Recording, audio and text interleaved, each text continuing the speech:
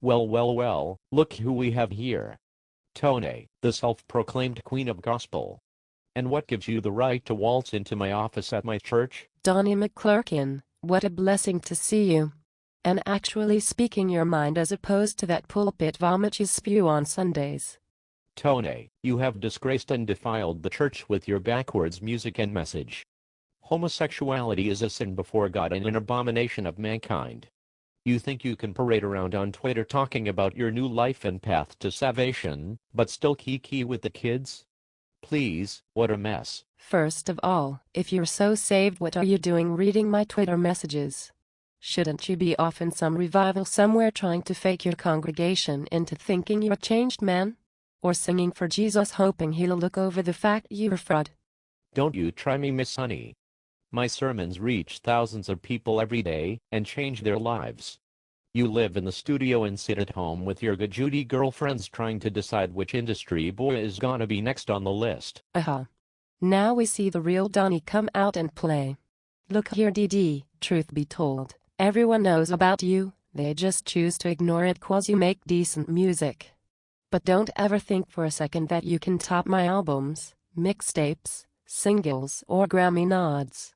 Real musicians and Christians listen to my records, only the lower-income born-again Jesus freaks take to your stuff. Half of the Christian community doesn't even know who you are, sweetie. And if they know you now, it's because you're one of the gays. Who happens to make inspirational records?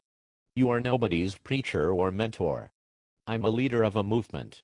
You can't take my ministry, because you don't have half the support I do. I'm sorry, what was that? I couldn't hear you over my thousands of fans and colleagues telling me that my last album blasts in their homes and cars and iPods. But I'm sure everyone's seen your little confession to God on YouTube. That was cute, how you brought them kids up to the altar at the end. Get 'em while they're young, honey, I feel you. Those kids came up on their own, number one. Number two, whatever I'm going through, those kids need to hear the truth, that living a gay lifestyle is going to lead them to damnation. Singing little princesses like you only make it more important for me to speak against you. Thank God half of your arrangements in your music make it hard to really hear the words. My musical training, arrangements, vocal and genre versatility are all things I've worked for and been blessed with, so, clearly, I'm going to use them. And just because your ears can't understand me since they're blocked up with your pride and one-note melodies, doesn't mean that the rest of my listeners aren't paying attention. Do me a favor, Anthony. Decide whose team you're gonna play for, 'cause as God is my witness, I ain't having you come for me in public or in person. You are simply a tired, late, and cunty boy who likes to sing Jesus songs. That's all. Let the real pros handle the masses. I will sing and minister to whomever I please, thank you. Last time I checked, you're not the Pope or Patriarch of any denomination.